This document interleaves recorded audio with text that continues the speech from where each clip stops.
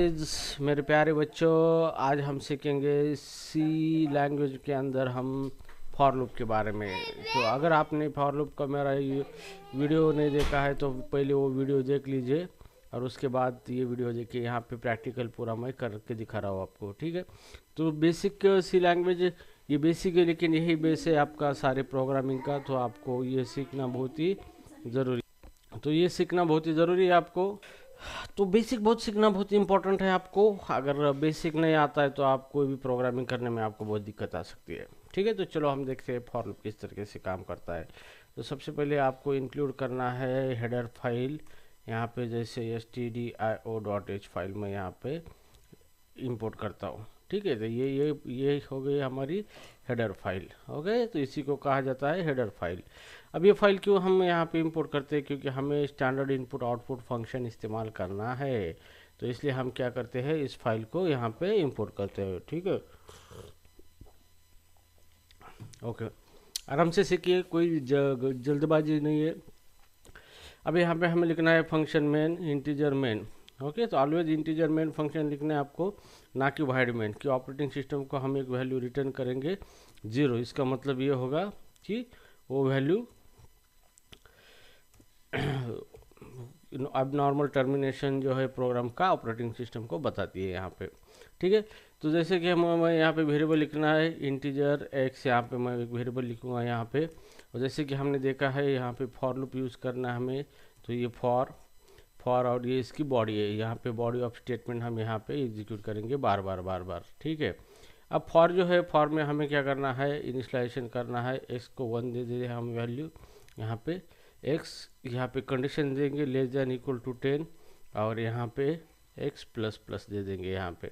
तो ये हो गया हमारा फॉर का स्टेटमेंट। यहाँ पे ये फॉर स्टेटमेंट है। तो ध्यान दीजिए बच्चों, तो एक्स के अंदर हमने 1 रखा है, ये एक ही बार रन होगा। हर बार कंडीशन चेक की जाएगी, एक्स लेस देन 10 अगर है तो ये फॉर के अंदर की बॉडी में जो भी कोड लिखा है वो रन हो जाएगा। फिर वहाँ से एक्स एक से बढ़ेगा, फिर कंडीशन चेक होगी। अगर कंडीशन सेटिस्फाई है तो इसके अंदर बॉडी का कोड एग्जीक्यूट होगा।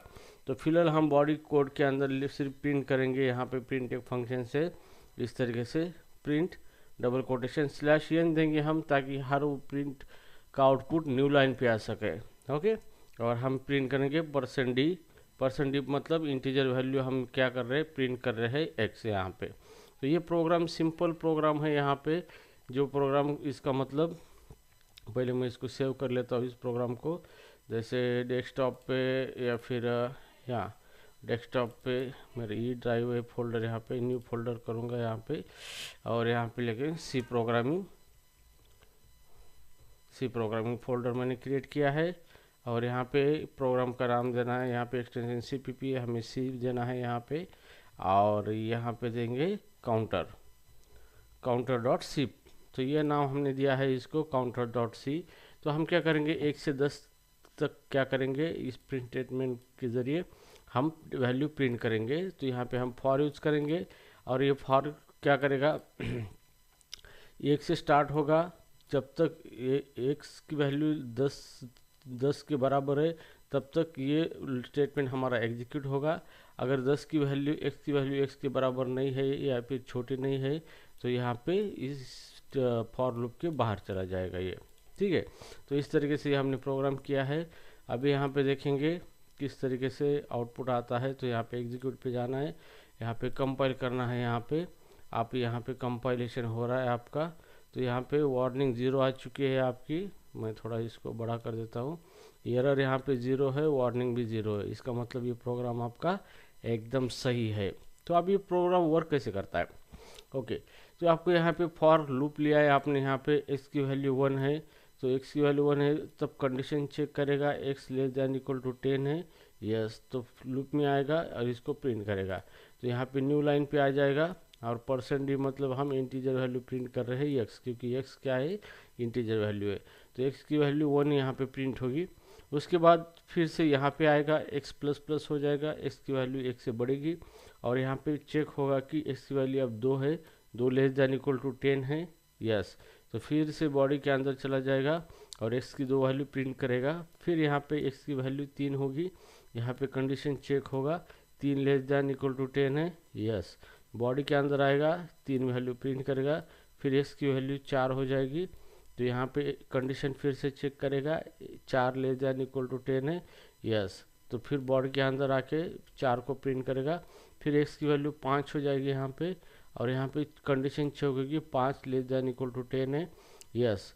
तो यहाँ पे प्रिंट करेगा 5 वैल्यू, फिर x की वैल्यू 6 हो जाएगी। तो यहाँ पे हम 6 लेस दैन इक्वल टू 10 है, यस। तो ये फिर अंदर आएगा और ये 6 हमारा प्रिंट होगा यहाँ पे।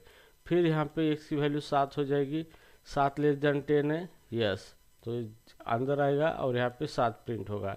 फिर x की वैल्यू 8 है, 8 लेस दैन 10 है, यस।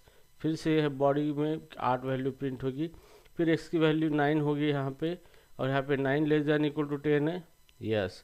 तो यहाँ पे बॉडी के अंदर 9 प्रिंट होगा, फिर x की वैल्यू 10 होगी यहाँ पे, 10 लेस दैन, फिर कंडीशन चेक होगी यहाँ पे, 10 लेस दैन इक्वल टू 10 है, लेस दैन तो नहीं लेकिन इक्वल टू 10 है, कंडीशन ट्रू। यहाँ पे 10 प्रिंट होगा, फिर x की वैल्यू 11 होगी यहाँ पे, और यहाँ पे 11 लेस दैन इक्वल टू 10 है, नहीं है। तो यहाँ से क्या होगा, एग्जिट होगा, और हमारा आउटपुट 1 से 10 तक आ जाएगा यहाँ पे, ठीक है। तो चलो यहाँ पे डेव C++ ये हमारा एडिटर है, यहाँ पे हम कोड कर रहे हैं। तो एग्जीक्यूट में जाने का और रन करने का है हमें। तो जैसे रन करेंगे तो यहाँ पे देखो वैल्यू हमारी आ चुकी है। मैं जूम आउट कर देता हूँ, यहाँ पे 1 से लेकर 10 तक वैल्यू यहाँ पे आ चुके हैं हमारा लूप का इस्तेमाल करके। तो देखो हमें 10 बार प्रिंट करने की कोई ज़रूरत नहीं पड़ी है, हम सिर्फ एक ही बार क्या कर रहे हैं, प्रिंट कर रहे हैं। लेकिन ये हमने लूप लगाया है, तो ये एक statement again and again run हो रही है जब तक ये कंडीशन फॉल्स नहीं होती तब तक। ठीक है गाइज, इस तरीके से फॉर लूप वर्क होता है। तो आप भी इस तरीके से प्रोग्राम कर सकते हो फॉर लूप का। तो यहाँ पे फॉर लूप इसी को कहा जाता है इनिशियलाइजेशन सेक्शन, इसी को कंडीशन सेक्शन, और इसी को इंक्रीमेंट डिक्रीमेंट सेक्शन कहा जाता है। तो इस सेक्शन में फॉर लूप में इम्पॉर्टेंट चीज़ ये होती है, कंडीशन, जब तक कंडीशन चालू है और ट्रू है तब तक इसकी बॉडी की स्टेटमेंट रन होती रहेगी। अगर कंडीशन फॉल्स है तो बॉडी की स्टेटमेंट रन नहीं होगी। तो इसी जो वेरिएबल हम कंडीशन में यूज़ करते हैं इसी को बोला जाता है लूप कंट्रोल वेरिएबल। तो इस तरीके से आप एग्जाम में लिख सकते हो सी लैंग्वेज के अंदर। तो इस तरीके से हमारा फॉर लूप वर्क होता है। ठीक है, तो गाइज कैसे लगा आपको ये वीडियो, कमेंट बॉक्स में ज़रूर कमेंट कीजिए।